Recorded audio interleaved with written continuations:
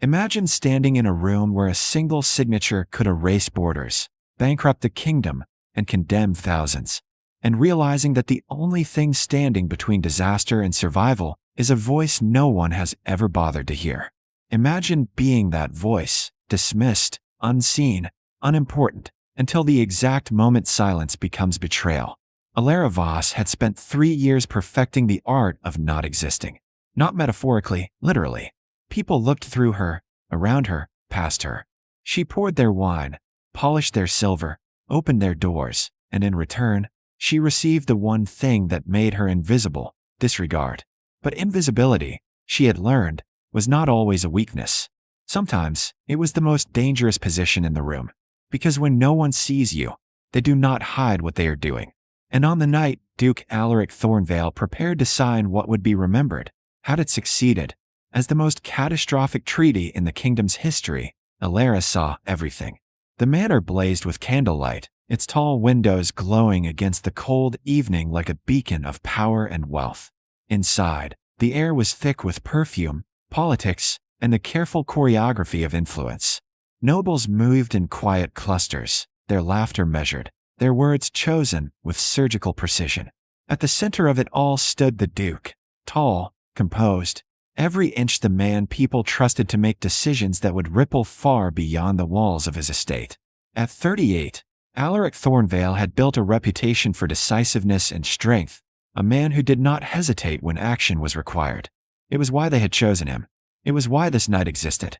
And it was why the trap had been set so perfectly. Elara moved along the edges of the room, a silver tray balanced effortlessly in her hands, her eyes lowered just enough to avoid attention, but not enough to miss anything that mattered. She had learned that balance early, after her father died, after the world had shifted from something structured and predictable into something sharp and unforgiving. He had been a linguist, a man who understood that wars were not always fought with weapons, but with words carefully arranged to mean more than they appeared to say. He had taught her everything: how language could bend, how meaning could hide, how a single misplaced phrase could alter the fate of nations. And then one winter morning, he had been accused of mistranslating a royal document. Not a small error, not a forgivable mistake, but treason. They said his error had nearly cost the crown an alliance. They said his negligence had put lives at risk. They said many things. What they did not say was that he had tried to warn them, that the document itself had been flawed, manipulated, designed to deceive. He had been silenced before he could prove it. Elara had been 19 when they took him away, 20 when she realized no one was going to question the verdict, and 21 when she understood that truth, on its own, meant nothing unless it was placed in the right hands at the right moment. Since then, she had waited, watched, learned, and when whispers of a major diplomatic agreement reached even the lower corridors of the household staff, she had made certain she was assigned to this manor. She had not known exactly what she would find, only that something about it felt familiar in the worst possible way. Now, standing at the edge of the grand hall, she heard it. Not the laughter, not the music, not the surface conversation. Beneath it, the language. The negotiation had moved into its final phase, the guest gradually shifting toward the adjoining study where the official signing would take place. Elara followed with the others, her presence unnoticed as always. Inside the study, the atmosphere changed. The warmth of the hall gave way to something sharper, more focused. This was where decisions were made, where words became binding, where mistakes could not be undone. The foreign delegates sat with quiet confidence, their expressions composed, their posture relaxed in a way that suggested certainty rather than hope. They already knew how this would end. At the center of the room stood the translator, Lord Cedric Vale. Elegant, precise, a man whose voice carried authority simply by existing. He had served the Duke for nearly a decade, translating negotiations, smoothing tensions, ensuring clarity between parties who did not share a language. He was trusted, completely, and that was why no one questioned him when he began to speak. Elara stood near the side table, arranging glasses that did not need arranging, her attention fixed not on the English translation Cedric delivered so flawlessly, but on the original language beneath it. Her father had once told her that real meaning lived in the spaces between words, in structure, in intent, in what was implied rather than stated. She listened the way he had taught her to listen, and within seconds, the room shifted. Not outwardly, not for anyone else, but for her, everything changed. Because what Cedric was saying was not what was being said. The translation was clean, beneficial, harmless, trade routes, shared resources, mutual protection. But the original phrasing told a different story entirely.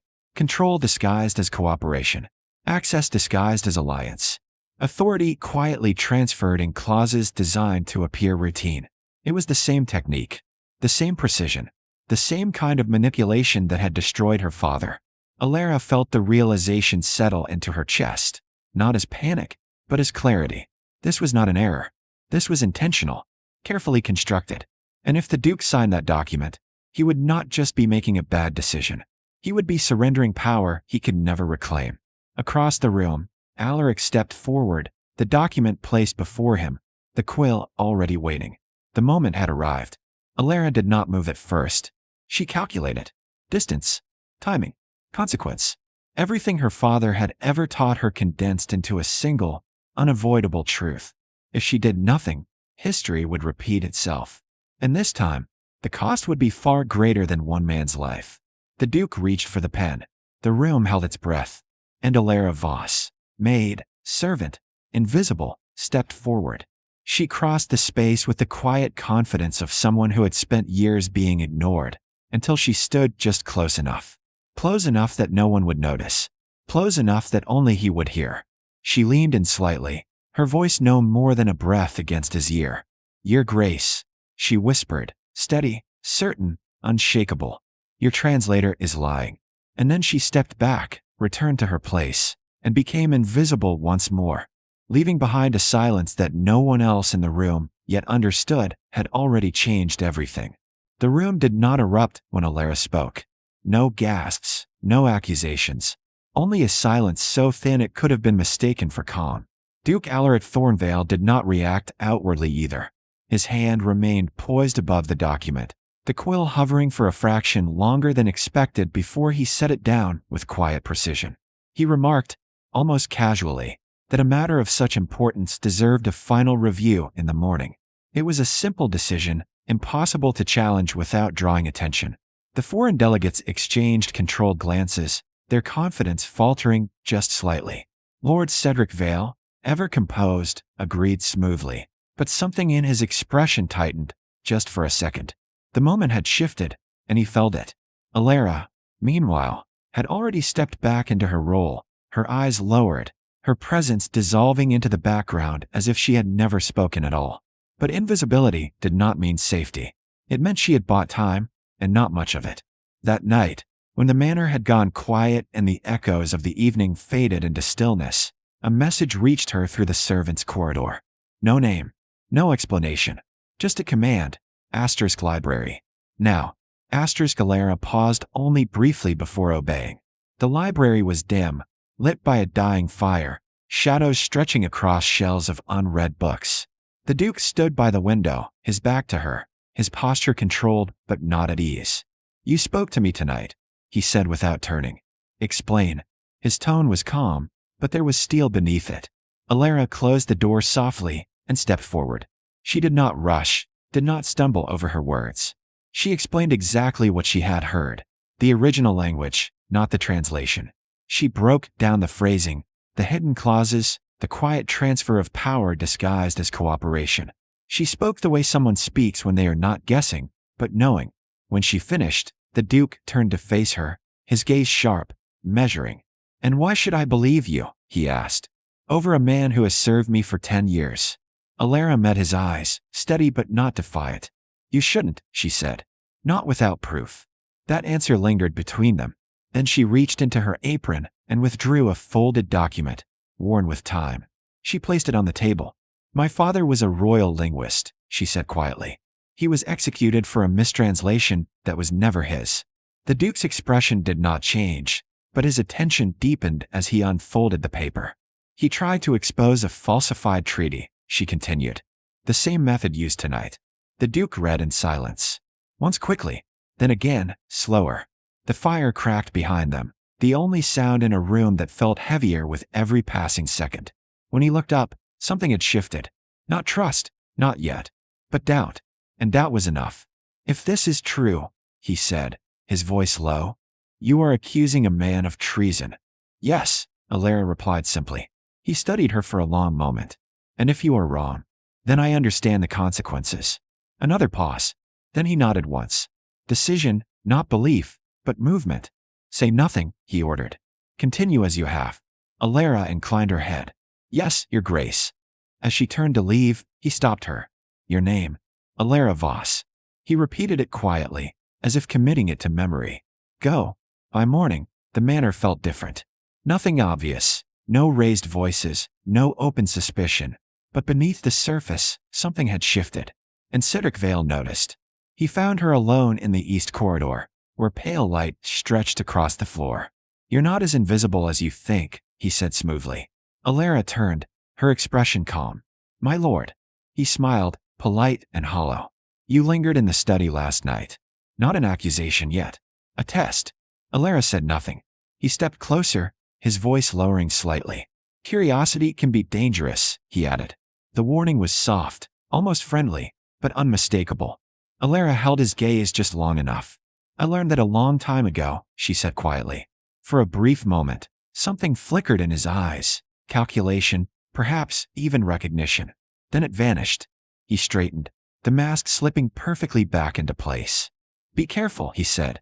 Some mistakes cannot be undone. Then he walked away, leaving the air colder than before.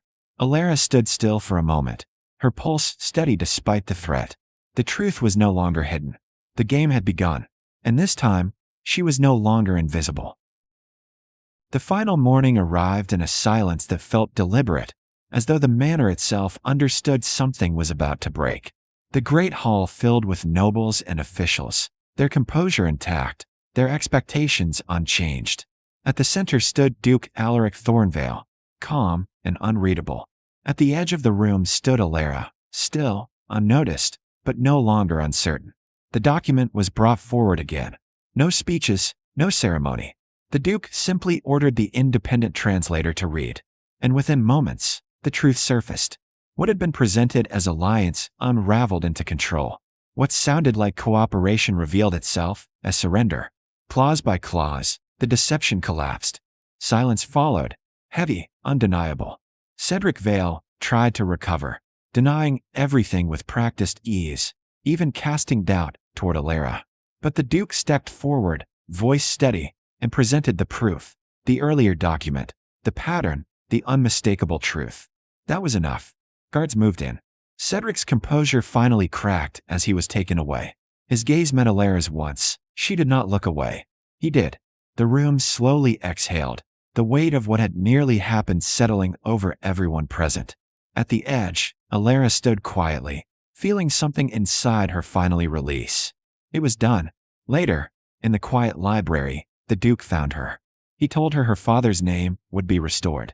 Elara nodded softly. He would have preferred it quiet. Then it will be, the Duke replied. He paused, then said she would not remain a servant. He offered her a place, one where her voice would be heard.